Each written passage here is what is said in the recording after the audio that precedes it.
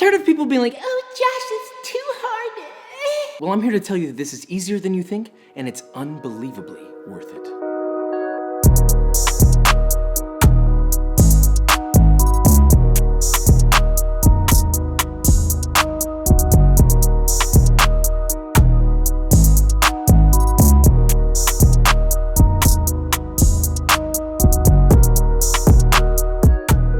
Okay, so today we're making tamales. It's happening, it's finally time. People have been asking about it over and over and over again, which I'm surprised about, because it's like, why do you want this like random white dude to make tamales? Anyway, we're gonna make this. It's not as hard as you think. We're gonna make tamales, that's it, all right? Let's make this, shall we? Right, so we're gonna start this with my succulent meat, like the filling. For the tamales, you nasty. Now snag yourself 2 pounds or 900 grams of boneless pork shoulder. This is Boston butt, pat it dry with paper towels. Cut that into large 2.5-inch cubes, nice and evenly. Next, add 3 tablespoons or 40 milliliters of high heat cooking oil to a 7-quart Dutch oven or brazier, not a brazier, which is different. Heat that over medium-high until screaming hot. Then add your pork in batches to avoid overcrowding the pan. Sear every piece on all sides for 2 minutes or until nicely brown like this right here. Repeat that with all of your pork and place to the side. Reduce the heat to medium and add a touch more oil to your pan if needed, just enough to like coat the bottom. Then add in 1 sliced yellow onion and 4 cloves of sliced garlic. Season that to taste with salt and pepper and saute that for 2 minutes or until the vegetables begin to soften. Then add 3 bay leaves and 1 cinnamon stick. Stir that in,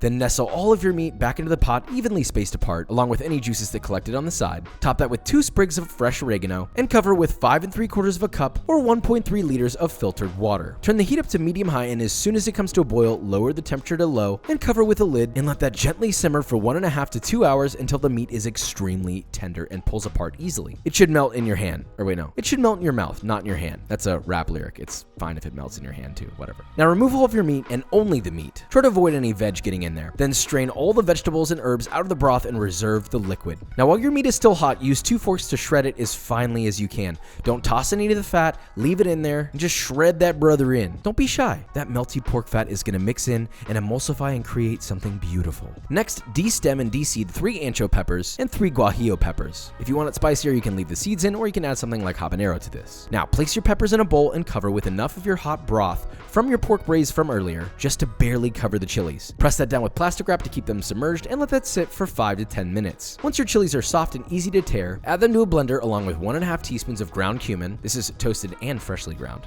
not the flex, and 6 cloves of fresh garlic. Begin blending that using your rehydration liquid just to loosen the blender. Once it begins to vortex nicely, blend that on high speed until as smooth as possible. If it stops vortexing, add a little more liquid, you get the point. Not too thick, not too thin. Then drizzle in 3 tablespoons or 40 milliliters of a neutral tasting oil. Then once that's blended and emulsified, season it to taste with salt. Now all you gotta do is add as little or as much of this stuff to your meat as you want. I added around 1/2 cup to my meat. A lot of talking about my meat in this episode. Guys, please, all right? Stay calm. Toss all that together until thoroughly mixed, and it looks like this. Sort of like a meaty ruby glimmering with pork fat in the distance. Now reserve the rest of your sauce for later. We're almost there. Get yourself some corn husks. You'll need 30 of them or so. That's not very specific, Josh. Let's say 40 corn husks. Place those in a large bowl and cover them with boiling water and let those sit and rehydrate for about 20 minutes or until easily pliable. In another bowl, add 3 1/4 cup or 395 grams of instant masa flour. Obviously, fresh ground nixtamal is better, but we'll have a guide for that another time. To that, add 1 teaspoon or 4 grams of baking powder and 1 tablespoon or 14 grams of kosher salt. Whisk that together until thoroughly combined. In a separate bowl, add 1 1/3 cup or 257 grams of room temp lard. Whisk that together vigorously. Really put some elbow grease into that until nice and creamy. Add in your masa flour mix and fold that together, only to realize you should have gotten a bigger bowl, as usual. Once that's incorporated, add 2.5 to 3 cups or 600 to 700 milliliters of your pork broth from earlier until it reaches the right consistency. Masa flour is different depending on a lot of factors, so just keep adding it until it looks something like this. But don't overthink it, buddy. Assembly is easy. First, take a couple of your dry corn husks and rip them into threads like this. You'll use these to tie your tamales later. Then on a rehydrated corn husk, mound a 1/3 cup of your masa mix onto that. Then using plastic wrap, press that out until it's a nice circle about 1/4 of an inch thick. In the middle, place a couple tablespoons of your meat in a nice line like this. Then fold one side over the meat, release it a little, and then fold the other side over that to squeeze those edges shut. Now once you've got a tube, fold the bottom up and tie that with a thread of corn husk. Then either tamp the tops down or squeeze the top to close the masa around the meat. Now, this is how I like to do it. You don't have to tie them, but I think it looks cute. Don't you want cute little tamales? Now, all you need to do is fill a steamer pot with a ½ inch of water, set a large steamer basket in your pot, then bring that water to a simmer and begin steaming. Once that's going, place some corn husks in the bottom and fill your pot with your tamales, standing them up like this. I added a ball of foil in case they didn't all fit, which you can do, but it turns out they fit perfectly. So, Josh was right as always. Look at that. Then just cover your pot with a lid and steam your tamales for 45 minutes to 1 hour. Once your tamales easily release from their husks, they're done. Now all you need to do is enjoy these bad boys. You can serve it with the chili sauce from earlier, or you can make the jalapeno salsa from my breakfast burrito guide, which I did do, and that was very good. Now bust that husky open and go to town. This didn't really roll off the tongue like I thought it would. Okay, so we have our little parcel. I mean, look at him. So cute. I love you. Get underneath there and give it a little. You unroll it to unveil your little perfect, my little man. I love him. You don't really need a plate because the corn husk is your plate. Now, give it a little break in half. Look at that. Let's give it a taste unadulterated without sauce first. Yes. Yes.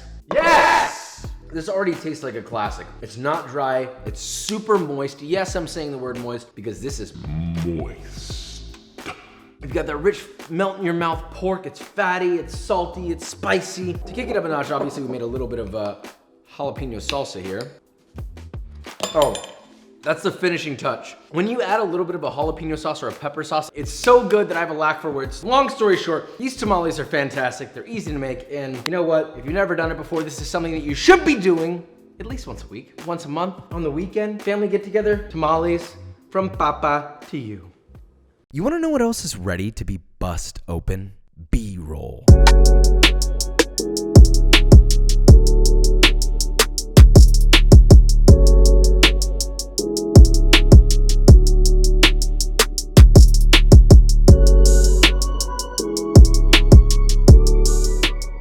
Alright guys, and that is it. So we made tamales from scratch. Well, as close to scratch as we could aside from grinding our own masa from Nick's Tamal. But these came out beautifully. The pork was nice and rich and fatty. It wasn't dry, it wasn't chewy, it just melts in your mouth. It had a nice spice quality to it. It was chili forward. I couldn't complain. Also, that jalapeno salsa was a perfect addition, and the light's going on again. So with all that said, if you enjoyed this video or you learned something, leave a like, subscribe, and I will see you next time. The sun's going away. Bye-bye.